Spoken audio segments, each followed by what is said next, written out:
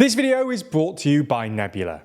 In the last couple of days, there have been multiple reports that Kim Jong Un is due to travel to Russia to meet Putin, and Russia has now even suggested that Russia, North Korea and China perform unprecedented joint naval drills in reaction to the joint drills between the US, Japan and South Korea earlier this year. This is just the latest sign of Russia and North Korea's flourishing relationship. So in this video, we thought we'd take a look at why the two countries are getting on so well, and why, while this is great news for North Korea, it's a risk for the Kremlin.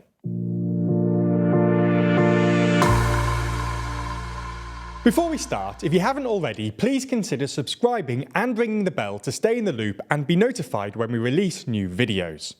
So let's start with a bit of context. North Korea's acute diplomatic isolation is actually a relatively recent phenomenon. While North Korea has been a hyper-militarized state ever since it committed to what it described as all-fortressization in the early 1960s, during the Cold War it had pretty friendly relations with other communist countries and a host of smaller countries in Africa and the global south. When the Cold War came to an end in the early 90s, it looked like North Korea was following the rest of the communist or post-communist world in reconciling with the West. It began talks with South Korea and Japan on normalizing relations, and signed the agreed framework with the US, which essentially committed to the eventual dismantlement of North Korea's budding nuclear program. With relations thawing, many Western countries opened embassies in Pyongyang and let North Korea open embassies in their countries. This is why today there are actually around 24 foreign embassies in Pyongyang, and roughly 50 countries host North Korean embassies. However, in the early 2000s, further talks over North Korea's nuclear program broke down, in part because Pakistan admitted that it had been helping North Korea develop its nuclear program. In 2003, North Korea announced its withdrawal from the Nuclear Non-Proliferation Treaty. In 2005, it admitted to having nuclear weapons, and in 2006, North Korea announced it had successfully conducted its first nuclear test. And this is when North Korea's diplomatic isolation really began. In 2006, both the EU and the UN imposed comprehensive sanctions on North Korea, which crippled its economy. North Korea was already a pretty poor country, both because the region's obsession with self-sufficiency had stunted growth, and because the country had suffered a crippling recession in the 90s after Soviet aid was withdrawn.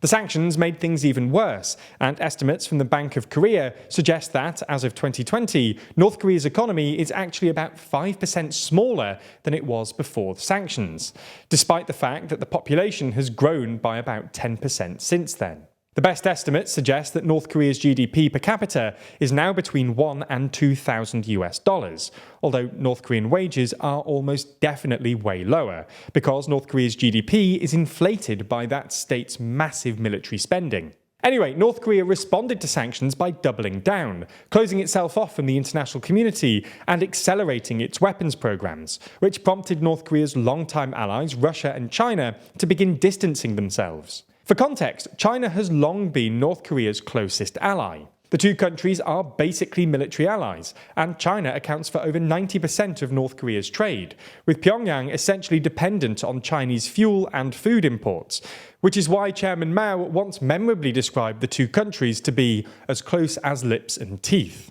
North Korea's other significant ally on the world stage was Russia, who maintained good relations after the dissolution of the Soviet Union. However, in 2009, both China and Russia criticised North Korea's nuclear tests and joined in with US sanctions on the country, which escalated in 2013, 2016 and 2017. At the time, it looked like North Korea had become the ultimate hermit kingdom, but today that looks like it's changing. China moved to mend relations with North Korea in 2018 via a series of unprecedented bilateral summits between Xi and Kim Jong Un, presumably in reaction to Donald Trump's sudden diplomatic outreach to Kim a few weeks earlier. Russia followed China's lead and resumed diplomacy with North Korea at about the same time. But it's Putin's invasion of Ukraine that has really brought Russia and North Korea together, with the two countries using each other as a sort of diplomatic lifeline. North Korea was quick to express its support for the invasion, blaming the war on America's hegemony policy, and it was one of just 4 countries to oppose the UN resolution condemning the war. In return, Russia vetoed new UN sanctions on North Korea in May of the last year for the first time since 2006, and in August, Russia joined North Korea in denouncing large-scale military exercises conducted by the US and South Korea. In September of last year, US officials claimed that Russia, and specifically the Wagner Group, were buying rockets and artillery shells from North Korea, and Sergei Shoigu essentially confirmed the reports when Shoigu visited Pyongyang, where he euphemistically vowed to strengthen bilateral military cooperation. Then, a couple of days ago, there were reports that Kim Jong Un is due to travel to Russia to meet Putin, which the Kremlin refused to deny. And on Monday, Russia even suggested joint naval drills with China and North Korea as a response to the recent joint drills between the US, Japan, and South Korea. So you get the idea. Russia and North Korea are becoming best mates, and with China, the three countries are forming a new anti-Western bloc. But while this is great news for North Korea, it's a bit of a risk from Russia's perspective. It's great news for North Korea because it no longer looks as isolated, and because arms sales provide North Korea, which is apparently suffering from a critical famine at the moment, with a much-needed source of foreign revenue. Arms sales are basically North Korea's only valuable export, but until recently, its client base was limited to small, isolated countries like Syria and Burma, and a commercial relationship with Russia will massively increase its revenues. Conversely, it's not a great look for Russia for two reasons. First, it proves that Russia's running low on munitions, but Putin clearly doesn't have the political confidence to move the Russian economy to a war footing. Second, by buddying up to countries like Iran and North Korea, who aren't even popular in Russia, Putin risks exacerbating Russia's pariah status. Originally, Putin wanted to frame his invasion as a riposte against the hypocritical neo-imperial West. And to be fair, a significant fraction of the global South did sympathise with his NATO expansion narrative. However, buddying up to North Korea and Iran, and talking less about NATO expansion and more about Ukrainian Nazis and Satanists, Putin has deterred many countries from supporting Russia. Because even if you agree that the West is hypocritical, as many countries in the global South do, you just don't want to be on the same side as Iran or North Korea. Ultimately, while Putin might need North Korea to supply his invasion, it's clearly a real diplomatic risk. Now, if you enjoyed this video, it's fair to assume that you have an interest in global conflicts.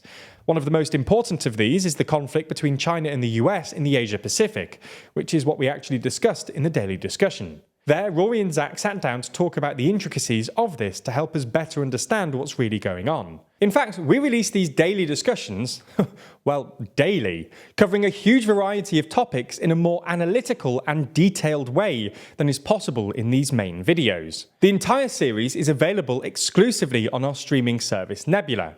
If you've been thinking about signing up, then I have some good news. For a limited time, we're offering lifetime memberships. Yep, if you sign up for a lifetime membership, you get access for as long as both you and Nebula exist. Plus, you're also funding new original content from your favourite creators. In fact, if you sign up using our link, then a third of that money goes straight to us, and the rest goes into the pool to develop new Nebula originals with bigger budgets and better production.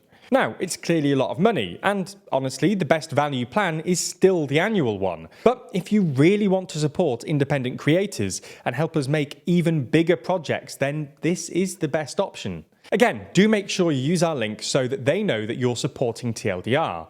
And also, this offer only lasts until the end of the month, with no guarantee it'll ever be offered again. So, if you're interested, this is your opportunity. Anyway, thanks for your support and for signing up to Nebula.